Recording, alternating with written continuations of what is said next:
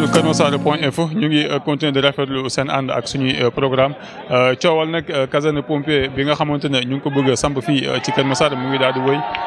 waral li ko waral nag mooy xale yi fi nekk fii ci quartier unité 11 unité 9 ba ci unité 10 ñoom nee nañu d'accorduñ si décision bi ñu mel waral tey ñu woo ñu fii si benn point de presse ngir yëkkati seen kàddu. maa ngi tudd Oumar Bakel Diawara maa ngi dëkk Kër Massar Nord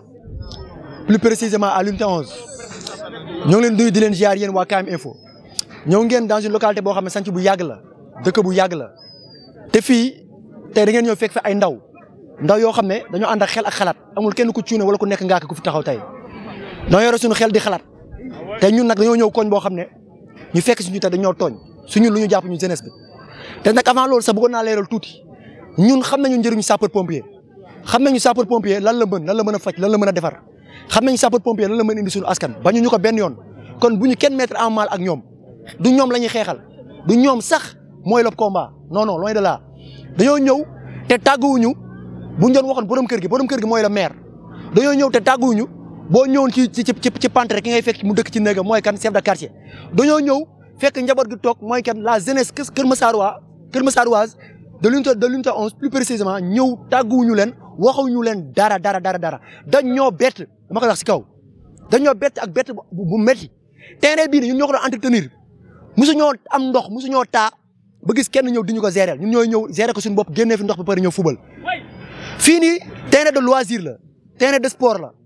fii nii xale yi ngay gis ni yaa ngi fi fekk ñoo xam ne dañoo sol seen uniforme wala ñu sol seen moyen parce que dañoo ñëw war a def si EPS tey daa amoon ay xale yu waroon def EPS ñëw mënuñoo def EPS ndax lan dañoo fekk ñu clôturer seen terrain mais ñooñu noonu mënoon nañ leen tàggu ndax booy dem si kër da ngaa war a tàggu borom kër gi avant ngay ñëw di ko seet si te instant yii nii on est en problème dama la instant yii nii dañoo am problème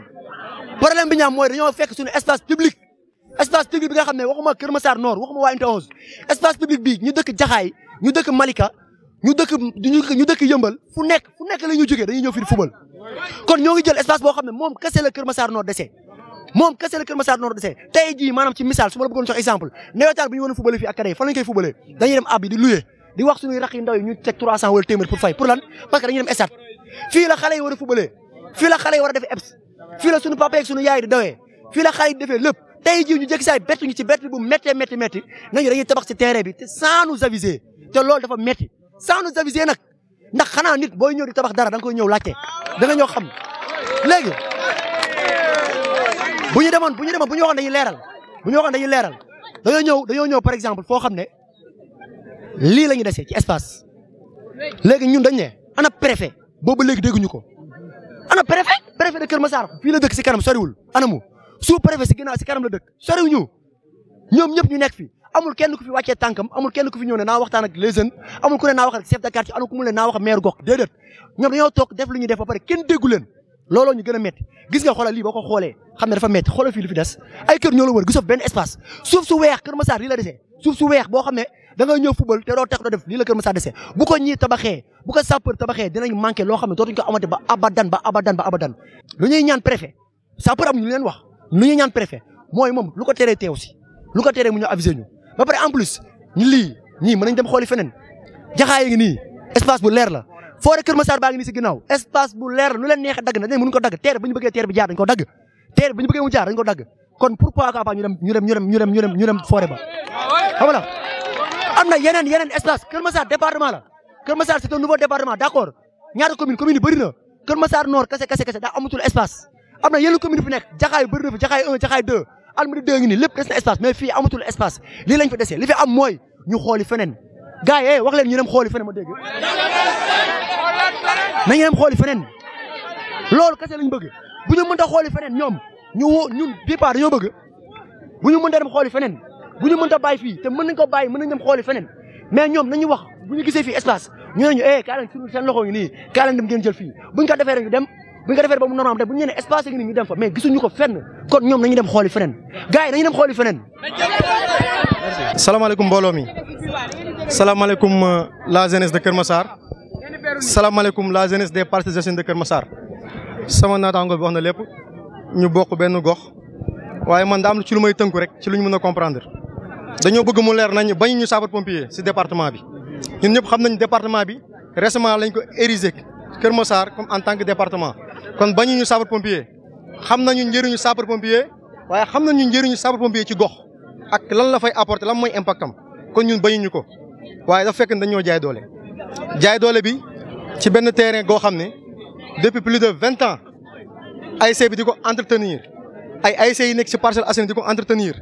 yaa ngi dégg mu nekk terrain boo xam ne sportivement ñëpp ko reconnaître nit ñi dañuy jógee ba ci hors département bi di ñëw di fawal si waaye tamit terrain la boo xam ne dafay animer ay activités culturelles terrain la boo xam ne tey mboolem mi activité religieuse dañ ko fiy def mais terrain la boo xam ne tamit point de rassemblement politique la tey ñoom ñi nga xam ne ñoo nekk Kër Massar ñëpp képp koo xam ne yaa ngi doon sàqu Kër Massar jaar nga si terrain bi képp koo xam ne am na lu yittewoon ci Kër Massar jaar nga si terrain bi kon donc terrain bii ngeen gis dañoo bëgg ngeen bàyyi ñu ko terrain bi terrain wu département bi la bu fekkoon sax am ngeen benn espace amul benn problème mais terrain bii ñu am nii moom rek mooy patrimoine mooy espace public boo xam ne Kër Massar ak Parcelles Assainies moom lañ dese bu dee espace la yaakaar naa à Jaxaay bëri na espace bu ñu xoolee ci cartographie Kër Massar mais aussi bu dee espace la forêt Kër Massar bi ñoo ngi ko accordé ay mécaniciens ñoo ngi ko accordé yeneen xeetu secteur d' activité donc forêt bi war nañ fa mën a def terrain war nañ fa mën a def au moins sapeur pompier seen espace donc bu ñu ñëwee fii ba tey ni mu gën a ñaawee mooy ne serait-ce que même bu fekkee dañuy avertir ki nga xam ne tey moom mooy kilifa dëkk bi muy le maire Adama Sarr ñu avertir ko wala ñu oo ko waxtaan ak moom médiation am na waaye li gën a rafet sax mooy ñi jaar ci ki nga xam ne moom mooy président conseil départemental Kër Massar est ce que moom yëg na ko est ce que le maire Adama Sarr yëg na ko est ce que les maires yi nga xam ne tey ñoom ñoo nekk si département bi yëg nañ ko amul kenn koo ci yëg kon donc loolu manque de respect la en fait manque de respect la si suñu population bi waaye manque de respect suñu communauté bi parce que communauté bii nii am na communauté religieuse am na politique am na sportive kon donc terrain bii nga xam ne tey ñoo ngi ko bëgg a jël xëy un bon jour rek du jour au lendemain ñëw taxawal seen barrière dagg terrain bi neexul mais rafetul aussi neexul a dégg rafetul ci xol donc loolu nekk na loo xam ne dañ koy ñaawlu ñun prôné wuñ violence prôné wuñ violence waxuñu dañuy def violence waaye suñu terrain bi nañu ko delloo lu tax ñu koy delloo mooy tey ñaata école ñoo nekk aux alentours ñaata école privée ak publique ñoo nekk aux alentours écoles yi ñoom ñëpp seen i formation ci éducation ak sportif fi lañ koy defee ñaata kër diine ñoo nekk Kër Massar ñoom ñëpp lépp fi lañ koy defee ñaata ASC ñoo nekk Kër Massar mboolem mi tournoi fi lañ koy defee kon donc tey bu ñu demee ba dernier moment ñëw jël terrain bi joxe ko même bu fekkee histoire terrain bi xam nañ ko am na fuñ ko tegoon am na fuñ ko bàyyi woon li gën a rafet mooy au moins nga ñëw déglu population bi li gën a rafet au moins nga ñëw xool impact socio environnemental bi li gën a rafet mooy nga ñëw xool li nga xam ne moom mooy impact socio sportif bi nga xam ne moom moo am fii donc loolu moo nekkoon li nga xam ne moom lañ leen di wax kon donc ñoo ngi koy mettitlu bu dee préfet baa ngi dégg na xam ne tey ndawu Kër Massar yi ndaw Parcelles Assainies ñëpp ñoo ngi koy nakarlu mooy tey mën nañu woote ñu toog waxtaan ak moom te yaakaar naa préfet ak sous préfet bu fekkee dafa nekk ci gox li nga xam ne moom la population bi di ñaxtu ñoom li ñu waroon def mooy au moins woote ndaw ñi xoolal leen ay solution mais pas de cette manière donc loolu moo nekk suñu kàddu ñu ngi jégalu ci kàddu yi. waaw ñun mbébét mi ñuy xeex mooy suñu terrain bi nga xamante ne dañ ko bëgg a jël moom la ñëpp di mettitlu gisoo barki démb lañ ñëw samp fi ay kii booy ñëw daaneel ko si guddi gi ñu jël suñuy camp yóbbu ñun nag xeexuñu woote jàmm lan woote wun leneen loo xamante ni day ëppoon ak lii ndax monsieur le maire ñëw na fi wax nañu ñu dégg kon yaakaar naa tey jii soo ñëwee si koñ di def dara war nga mën a tàgg ñi nga xamante ni ñoom ñoo nekk si koñ bi comme li si mel ni délégué wala nga dee chef de quartier wala nga am na ay grand frère yoo xamante ni ñu ngi si koñ bi. terrain bi depuis le temps ñun ñu ngi fi ñun yaakaar na ni sapeur xool na leneen lu dul terrain bii ndax terrain bi fàtte woon nañ ko pour sapeur kon suñ ñëwaatee nii bëgg a jël terrain bi jaay nu doole ñu duñ ko nangu Macky Sall nag li muy def nii ñun xam nañ ko soo xoolee au niveau de Dakar yi parti yi mu perte yëpp suy ñëw du tàgg opposant yi ndax foofu da ko perte du ñëw tàgg ki nga xamante ni moom moo ko gagné foofu day ñëw imposé ko dooleem ñëw tabax te xam ne lii incha allah day jeex 2024 dañ ko bii jëlee incha allah ñun nag ñun président de la république la ñuy waxal Macky Sall bu fekkee yaa ngi ñuy dégg lii incha allah nga jëm ci taxaw nga jëm koo jëlee fii ndax lii duñ ko nangu incha allah ñëw na nag def discours à la presse nii après lii ñëwaat nii suñ si taxawul préfet taxawu ci maire taxawu ci ñun en tant que des jeunes ñun ñooy jël suñu responsabilité te xam nañ bu boobaa ni mu fay demee incha allah waaw maa ngi jaajëfal ñëpp nag gars yi. Bonjour à tous ces jeunes debout et conscients du combat que nous menons depuis le début. Avant de commencer, nous voudrions clarifier une chose. Depuis que l'information est donnée, faisant état de la construction d'une caserne de sapeurs-pompiers, des gens malhonnêtes ont taxé de tous les noms d'oiseaux les jeunes de Kër Massar et surtout celles de l'unité 11. Souciant de l'importance d'une caserne de sapeurs-pompiers, nous les jeunes de Keur Massar Nord sommes jamais opposés à la mise en place d'une structure. Mais toute chose mérite une appréhension profonde pour voir si c'est nécessaire ou pas. La nécessité de construire une caserne au sein de cet espace est plutôt inopportune. Et les raisons qui l'expliquent sont multiples et variées.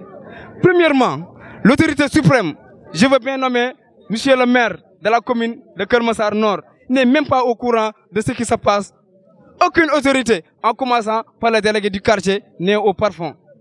Ni autorisation de permis de construire, aucune notice ou plan d'indication, pas de discussion préalable avec les habitants, aucune étude d'impact social, ni rien du tout. Jusqu'à présent, personne, je dis personne, ne peut vous garantir ce qui va être construit. Deuxièmement, un autre espace avait été attribué aux sapeurs-pompiers au niveau de Djahaï depuis très longtemps. Et pourquoi vouloir venir maintenant accepter du seul espace restant à la jeunesse pour l'accaparer? Ainsi, tout ce que nous voulons et réclamons, c'est des explications précises de ce qui en est vraiment. Et mieux, conférer une bonne fois pour toutes cet espace à la jeunesse et aux écoles. Car ce terrain constitue qu'un espace et constitue également plus qu'un espace de loisirs et d'activités sportives. En tant que les autorités administratives, à l'occurrence le préfet et le sous-préfet continuent de faire le sourd oreille face à cette situation qui prévaut. Nous continuerons de faire le combat jusqu'à avoir gain de cause. Je vous remercie.